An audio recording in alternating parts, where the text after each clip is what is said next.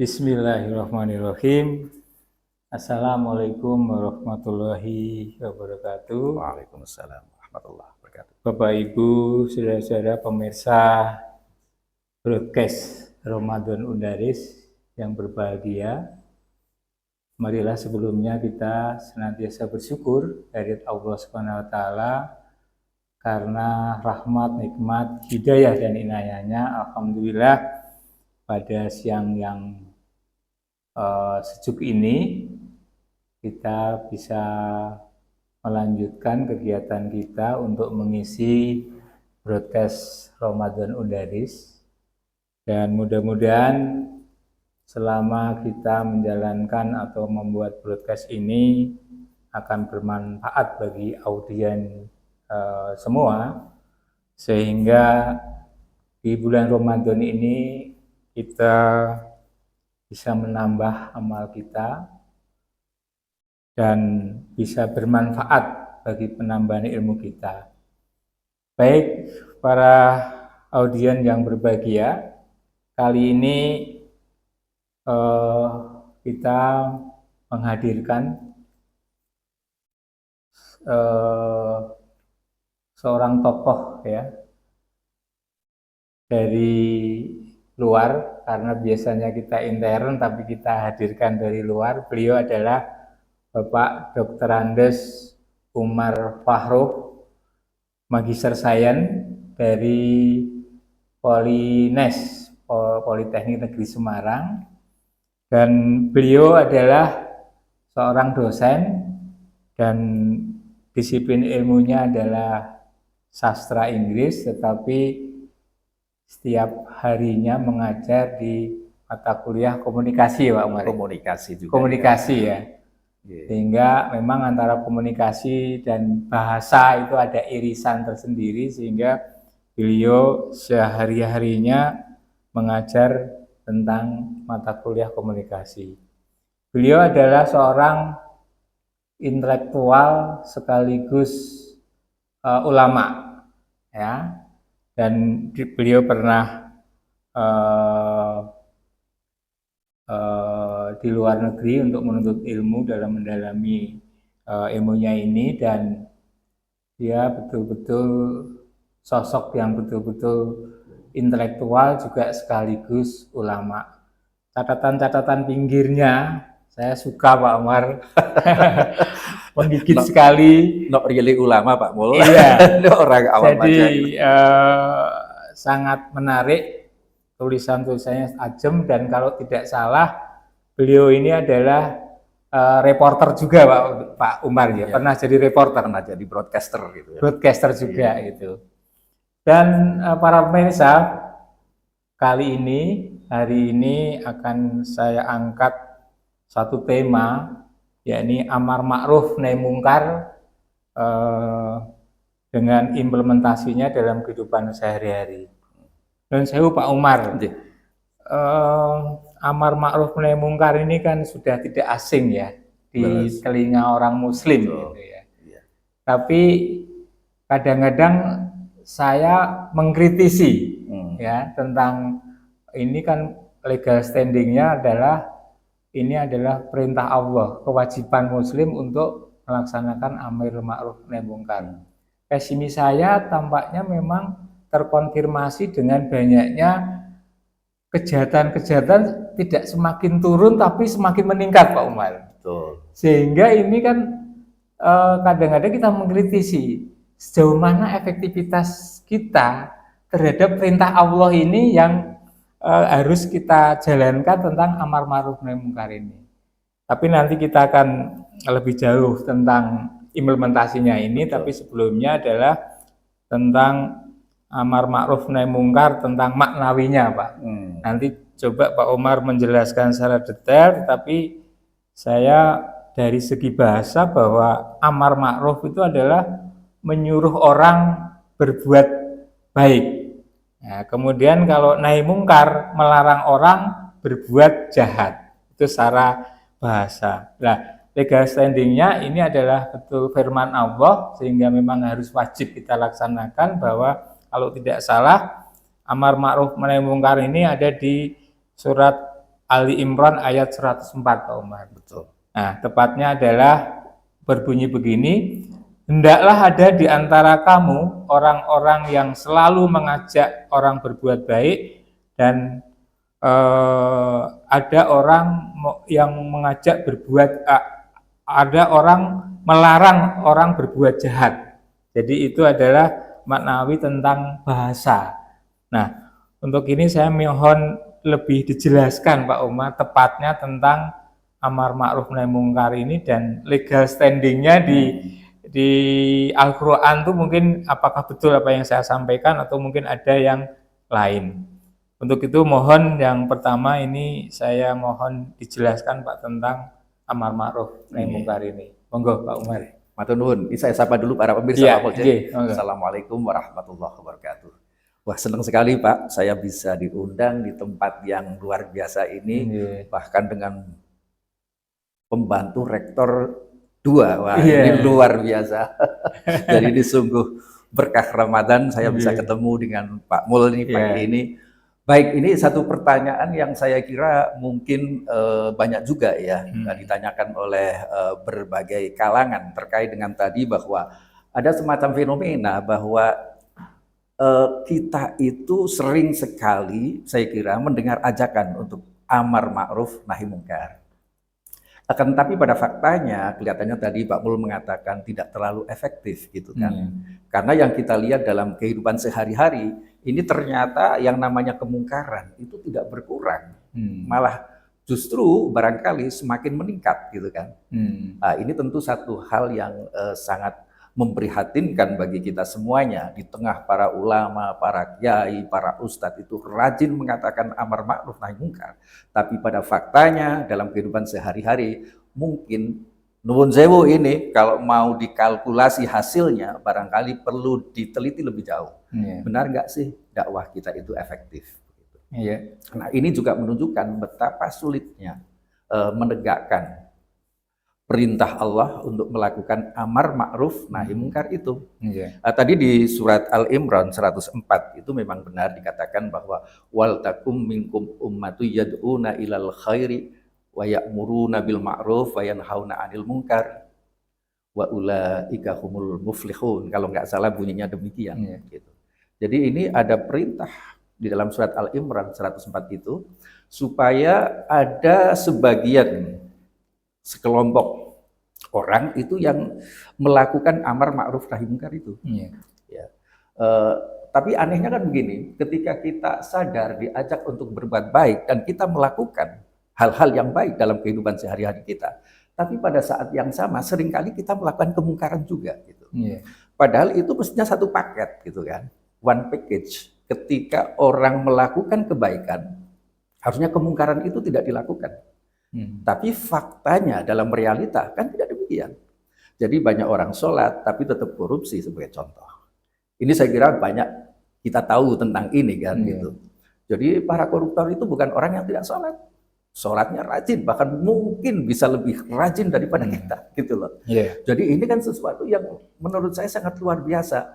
Sehingga ada semacam split personality gitu ya. Kepribadian yang tidak utuh, yang terpecah gitu kan. Kalau mungkin dalam bahasa medis dikatakan schizophrenic. Jadi orang yang jiwanya terpecah, di satu sisi dia melakukan satu perbuatan baik, tapi pada saat yang sama dia juga melakukan tindakan-tindakan yang mungkar. Nah, ini yang terjadi saat ini. Menarik sekali ini tentang implementasi amar ma'ruf nahi mungkar. Begini Pak Umar, tadi saya sudah singgung. Ini kira-kira analisis Pak Umar gimana ya tentang jelas amar ma'ruf nahi mungkar itu wajib bagi kita untuk melaksanakan. Sementara di implementasi sehari-hari itu tampaknya ada keraguan-keraguan Pak untuk menjalankan amar ma'ruf nahi mungkar ini. Lebih-lebih yang nahi mungkar Pak. Lebih-lebih yang nahi mungkar ini tampaknya apa sebabnya? Apa budaya? Karena kadang-kadang kita tuh terbelenggu oleh budaya ewo pakeo. Terus kemudian tidak ada keberanian. Apalagi dengan atasan dan lain sebagainya. Dan kalau kita berikan contoh aja, alat negara, katakanlah polisi, tampaknya juga ragu-ragu Pak untuk menjalankan nahi mungkar ini terutama. Karena amar ma'ruf nahi mungkar tampaknya jomplang, tidak bisa satu paket seperti Pak Umar katakan tadi. Lebih banyak untuk mengajak untuk orang kebaikan, tetapi melarang orang berbuat jahat kayaknya ada kesungkanan, ketidakberanian ini, atau mungkin karena budaya kita yang tidak berani seperti itu. Saya ambil contoh misalnya Pak Umar, sebetulnya banyak kejahatan-kejahatan di sekitar kita, tetapi di sana ada pembiaran-pembiaran. Kita lihatlah, tidak usah kasih contoh saja, misalnya polisi itu misalnya mau menggaruk orang-orang yang berbuat dosa itu banyak Pak, di sekitar kita, misalnya di Bandungan, di mana. Kenapa terjadi? Artinya ada pembiaran-pembiaran di situ. Nah, saya ingat satu organisasi yang sekarang sudah dilarang Pak, yang namanya Front Pembela Islam. Betul. Itu naik mungkarnya itu kenceng banget Pak. Tapi untuk kita justru malah artinya tidak disukai.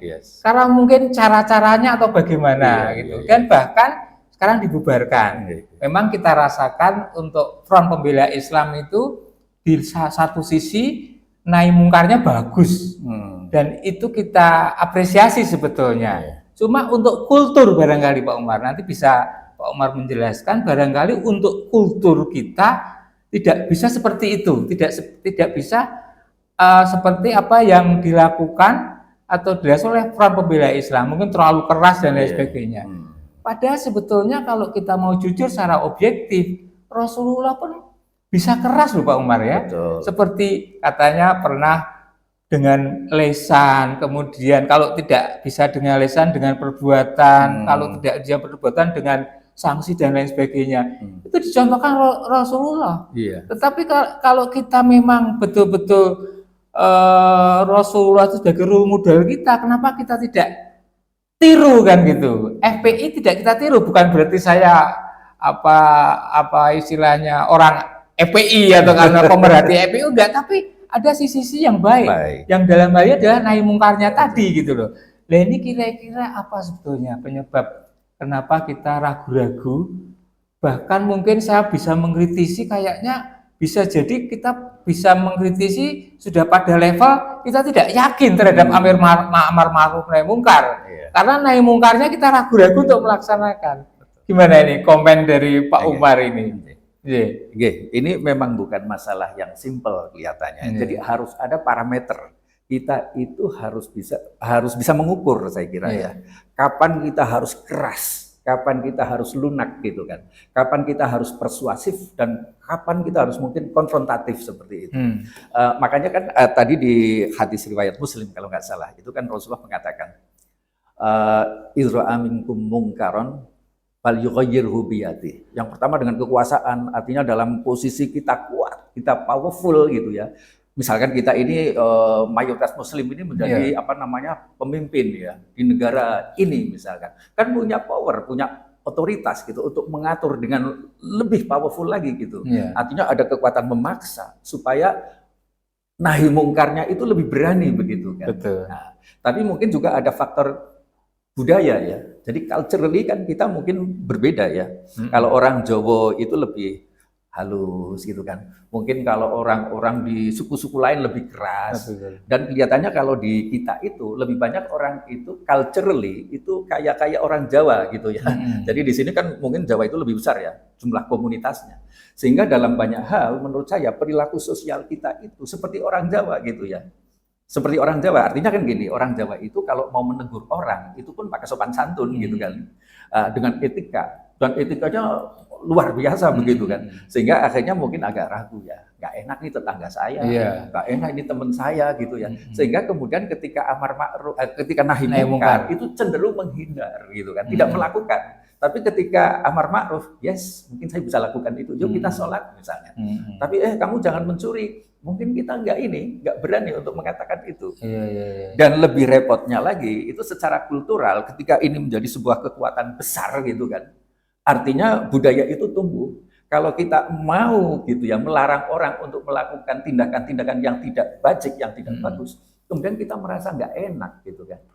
Padahal harusnya kan nggak begitu. Eh, kan kalau agama mengajarkan walaupun pahit itu katakan gitu kan. Iya, Karena yang pahit itu tidak selalu jelek, tapi betul. bisa membuat kita lebih sehat. Iya, iya. Ya artinya kalau mengatakan sesuatu yang mungkin tidak disukai orang itu kan yang pahit. Iya. Tapi itu kan harus dilakukan sebetulnya. Iya. Jadi inilah mungkin penyebabnya yang tadi saya katakan di awal, gerakan amar ma'ruf nahi mungkar itu tidak efektif gara-gara mungkin culture ini Pak, Ya, ya, jadi budaya ini. ya budaya Padahal itu. sementara kan budaya yang kurang produktif seperti ini, yang kontraproduktif seperti ini kan bisa dihilangkan Pak. Kita kan punya semacam legalitas. Contohnya adalah Rasul kita Iya. sendiri.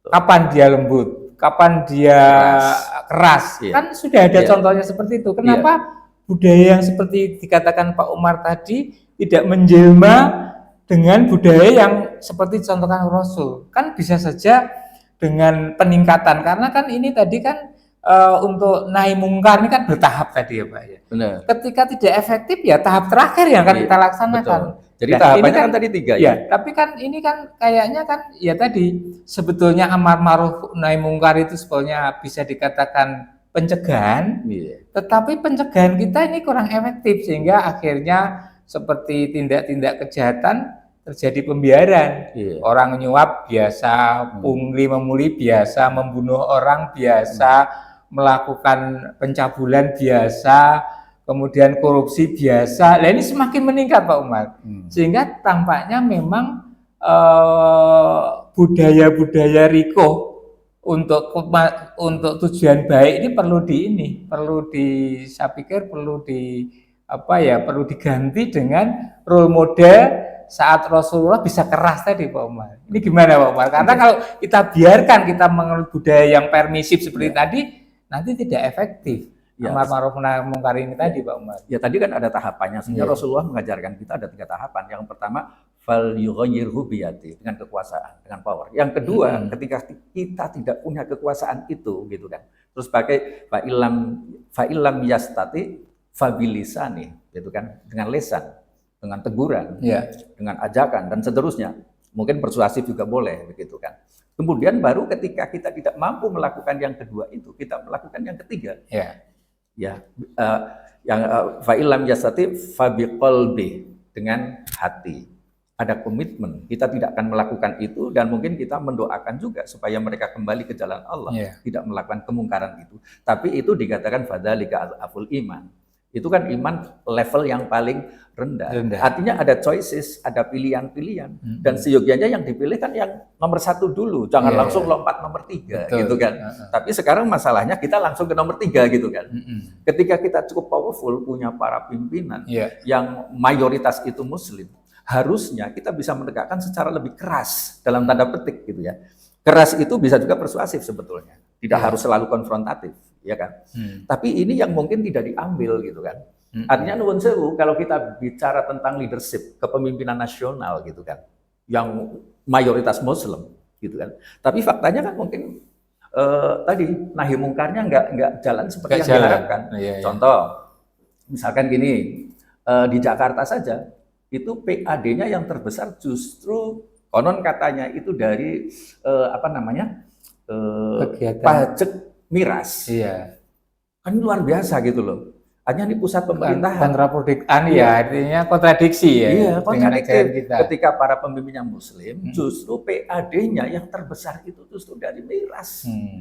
Lah terus ini bagaimana? Ini kan artinya nggak ada kekuasaan yang melakukan itu. Nahi mungkarnya nggak jalan. Tapi amar ma'rufnya rame. Coba di televisi, di masjid, dimanapun kan. Jadi orang, bahkan para pemimpin mengajak kita untuk melakukan kebaikan. Tapi untuk nahi mungkarnya ternyata nggak dilakukan. Atau dilakukan tapi tidak sungguh-sungguh gitu kan. Harusnya kan ini satu paket tadi. Bersinergi antara amar ma'ruf dengan nahi mungkarnya itu sejalan gitu kan. Saat ini jomplang. Iya, ini faktanya yang terjadi itu coba. Jadi ini kan luar biasa. Jadi memang untuk melaksanakan perintah Allah ini memang bangsa kita memang masih banyak PR seperti tadi ya.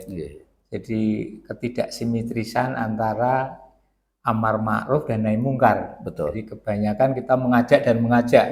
Nah, yang lain tampaknya kita masih belum sampai ke sana gitu. Tapi mudah-mudahan dengan konten broadcast ini akan menggugah, Pak. Insya Allah. Menggugah para audien ya. Ini bisa jangan ragu-ragu untuk menjalankan amar ma'ruf nahi mungkar. Dan memang kita ya harus berani di samping itu berani berkorban. Kan kadang-kadang ketika kita mengajak baik belum tentu direspon baik, Pak. Betul. Bahkan kita dimusuhi, ya kita harus berkorban memang dalam hal berkorban itu. Nah, untuk itu Pak Umar, bagaimana sebetulnya menegakkan amar ma'ruf nahi mungkar ini, Pak? Supaya kita tidak abe dengan perintah Allah ini. Jadi setiap dari kita ini harus mengambil peran kan. Jadi peran pemimpin, peran pemerintah dalam penegakan amar ma'ruf nahi mungkar itu kan harus jalan gitu kan. Tapi kalau diserahkan kepada individu masing-masing tentu ini tidak akan efektif ya. Karena kan begini, ketika setiap orang itu melakukan hal-hal yang buruk, kemaksiatan misalnya, tapi kemudian fasilitasnya disediakan dan dilegalkan oleh pemerintah misalnya.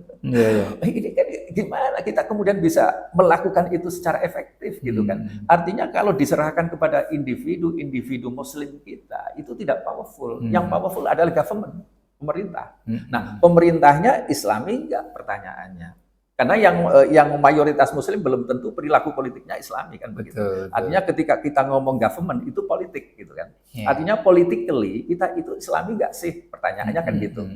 Kalau kita di dalam mengelola pemerintahan ini Islami, saya yakin ini akan lebih efektif amar ma'ruf nahi mungkarnya. Kemudian kita secara individual melakukan itu juga harus berkomitmen juga gitu kan, saling mengingatkan. Jadi mungkin faktor budaya tadi yang mungkin tidak selalu bisa mendorong orang menuju pada penegakan amar ma'ruf nahi mungkar, tapi ini bisa di backup oleh government harusnya. Ya ini kan tidak terjadi. Bahkan yang melakukan kemaksiatan juga mungkin di kalangan para pemimpin juga gitu loh. Sehingga kalau kita ngomong lebih keras lagi ya yang namanya korupsi kan susah ya dibabat habis oleh KPK gitu kan. Ini sebetulnya yang paling korup itu siapa? Rakyat kecil atau rakyat besar yang di atas, para elit gitu kan pertanyaannya. Dan ini menurut saya sudah bukan rahasia lagi gitu kan. Jadi simpulannya memang government ya, pemerintah. Saya kira pemerintah yang memegang otoritas ini ya. Yang menggerakkan amar ma'ruf government. Di samping itu mungkin juga para ulama ya Pak ya. Para ulama itu juga, benar. Itu betul-betul perannya sangat penting. Yang kedua karena dia kan secara masif selalu memberikan nasihat dalam pengajian-pengajian dan sebagainya. Ini mungkin ada gerakan amar ma'ruf juga bisa lebih ditingkatkan menjadi nahi mungkarnya. Sehingga menjadi action di masyarakat kita itu. Artinya begini Pak Mul, para ulama itu juga kalau kita melihat ya, kalau kita buka-buka literatur keagamaan, itu ulama pun kan ada bedanya satu dengan yang lain ya. Ada ulama yang syu, itu ulama-ulama yang tidak baik, ya kan? Tapi ada ulama-ulama yang baik. Jadi tidak selalu juga yang labelnya ulama itu mesti baik kan gitu. Jadi misalnya begini, sekarang juga banyak saya kira ulama yang kemudian terjebak pada kegiatan-kegiatan politik yang pragmatisme. Akhirnya pragmatisme, tidak idealisme. Padahal agama itu tidak pragmatis, agama itu idealis.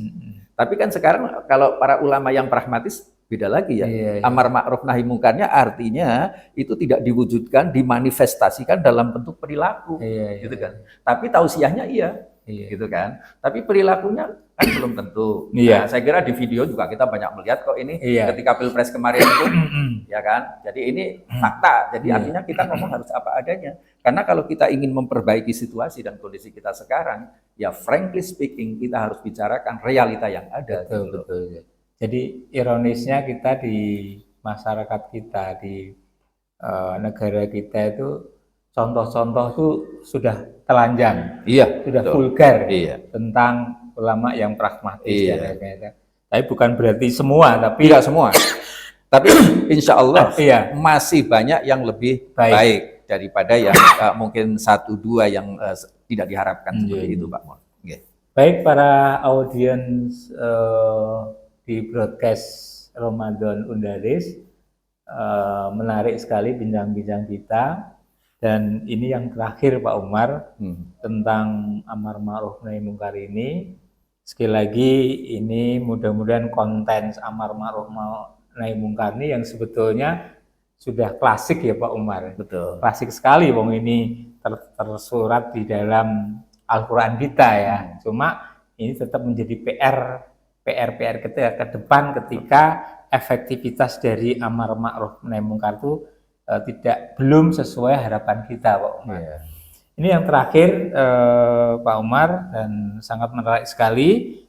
Sebetulnya ketika masyarakat kita, bangsa kita ini abai terhadap amar ma'ruf nahi mungkar, ini ada punishment dari Allah nggak Pak? Kalau kita abai ini, sementara perintah Allah wajib, sementara ini harus jalankan demi kemaslahatan umat, demi kebaikan bangsa, dan demi kebaikan bangsa dan negara, kita abai terhadap dua perintah ini. Kira-kira di Al-Quran ada punishment nggak Allah terhadap umatnya yang abai terhadap amar ma'ruf nahi mungkar ini Pak Umar? Ya, pastinya kan kalau Allah akan memberikan reward and punishment, itu pasti ya. Jadi orang yang berbuat baik pasti akan mendapatkan pahala gitu kan. Tapi kalau orang yang berbuat jahat itu pasti akan mendapatkan siksa. Jadi ini kan sebetulnya tugas ini dibebankan kepada semua individu muslim gitu kan. Artinya yang sebagai pemimpin juga nanti akan ditanyakan bagaimana beliau-beliau ini memimpin, mengambil tanggung jawab amar ma'ruf nahi mungkarnya atau tidak. Kalau kita sebagai pemimpin kemudian melakukan pembiaran terhadap terjadinya kemungkaran, itu pasti akan dimintai tanggung jawabnya oleh Allah. Iya kan? Jadi Allah akan meminta tanggung jawab bagi setiap orang. Karena setiap orang itu pemimpin. Mungkin bagi komunitasnya, bagi dirinya sendiri, bagi keluarganya, dan seterusnya. Dan itu yang akan ditanyakan. Artinya kita amar ma'ruf nahi mungkar apa enggak? Karena itu melekat ya, saya kira menjadi tanggung jawab setiap orang. Ketika orang pada posisi sebagai individu, diri sendiri, dalam posisi sebagai pimpinan, mungkin kepala keluarga, atau pimpinan sebagai pejabat publik, gitu kan? Sebagai gubernur, sebagai menteri, sebagai presiden, dan seterusnya. Itu semuanya akan ditanyakan pasti tanggung jawabnya. Jadi tidak main-main ya. Tidak main-main. Firman Allah kita tidak main-main dengan. Jadi punishment ini, reward ini kan mungkin tidak harus sekarang gitu kan. Ya pasti di akhirat kan begitu ya. Kalau agama kan begitu. Kalau nggak sekarang ya di akhirat. Nah, ada hukuman yang diberikan sekarang, ada juga yang mungkin ditunda, delay tidak hari ini, tapi mungkin besok di yaumul akhir misalnya. Tapi yang jelas kita kan percaya bahwa itu ada reward and punishment itu. Jadi amar ma'ruf nahi mungkar itu juga bagian dari saya kira tugas yang harus dilakukan oleh setiap orang sebagai individu muslim, gitu kan. Jadi kalau nggak melakukan ya ada punishment-nya. Kalau kita melakukan pasti ada reward-nya, ada pahalanya. Saya kira itu sih simbolnya. Baik, jadi menarik sekali para pemirsa broadcast Undaris, broadcast Ramadan Undaris. Jadi bincang-bincang kita sudah lumayan panjang ini, sudah lebih dari 15 menit. Mudah-mudahan bincang-bincang kita dengan konten amar ma'ruf nahi mungkar ini bermanfaat bagi kita semua. Dan ini kita ingatkan, amar ma'ruf nahi mungkar suatu konten yang klasik tetapi masih menjadi PR kita ke depan, sampai pada suatu saat nanti amar ma'ruf nahi mungkar ini hasilnya seperti yang kita harapkan, di mana kita selalu mengajak orang untuk berbuat baik, dan di mana kita selalu akan melarang orang yang berbuat jahat. Dan dari satu sisi ini mudah-mudahan di masyarakat kita akan terjadi kehidupan yang harmonis. Amin. Yang sesuai dengan harapan kita. Untuk itu ini adalah satu kewajiban perintah Allah yang harus kita jalankan. Karena betapa strategisnya, berapa pentingnya amar ma'ruf nahi mungkar tadi demi kehidupan kita bersama. Baik, untuk itu saya mengucapkan terima kasih sekali Pak Umar Pak Mul. tentang bincang-bincang ini, dan sungguh bermanfaat sekali nilai-nilai yang harus kita petik dari 2 kata tadi, 4 kata tadi, amar ma'ruf nahi munkar. Mudah-mudahan ini menjadi pengingat kita sebagai orang muslim bahwa kita punya kewajiban yang seperti tadi. Sekali lagi terima kasih dan mudah-mudahan kita selalu diberi suatu kesehatan. Amin. Amin. Amin. Baik. Mohon maaf Pak Mul kalau ada kekurangan di sana sini. Matur nuwun para pemirsa yang sudah berkenan mungkin untuk mengikuti acara ini pada pagi hari ini. Ini tentu sebuah pertemuan yang mudah-mudahan dirahmati Allah. Amin. Jadi al-afu minkum. Mohon maaf kalau ada kekurangannya. Amin. Amin. Sama-sama Pak Umar, dan demikian para pemirsa broadcast Ramadan Undaris bincang-bincang kali ini. Dan untuk itu sekali lagi insya Allah bincang-bincang kali ini bermanfaat bagi kita semua. Untuk itu saya tutup dengan wassalamualaikum warahmatullahi wabarakatuh. Waalaikumsalam warahmatullahi wabarakatuh.